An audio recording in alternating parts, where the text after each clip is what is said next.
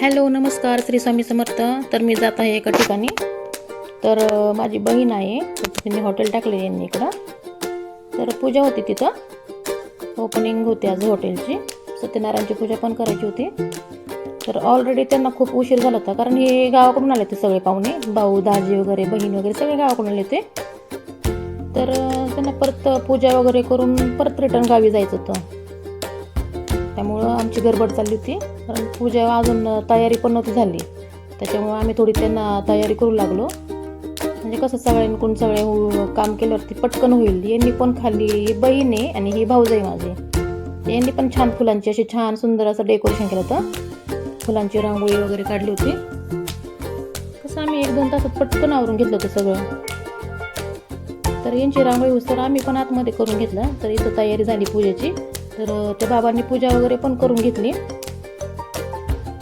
तर पोरींनी सकाळी आल्यावरतीच रांगोळी वगैरे काढून घेतली होती. असं छान रांगोळी, छान असं डेकोरेशन वगैरे करून घेतलं सगळं.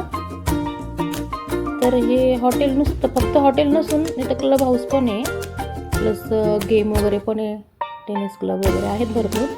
तर हॉटेलमध्ये पण छान डेकोरेशन वगैरे होतं. ते मी दाखवते तुम्हाला.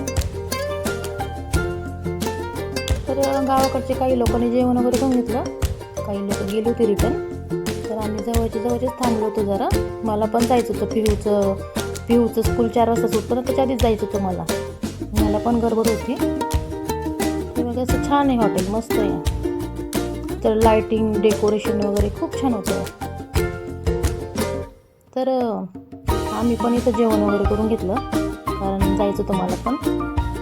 भाऊ दाजी वगैरे सगळे येते, त्यांना पण जायचं होतं.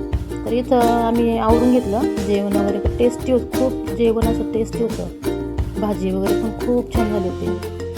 तर खास करून प्रसाद खूप छान केला होता आचार्याने, गावाकडून आचार्य आणला होता यांनी. तर कसा वाटला आजचा ब्लॉग? आवडल्यास सबस्क्राईब करा. Bye bye friends.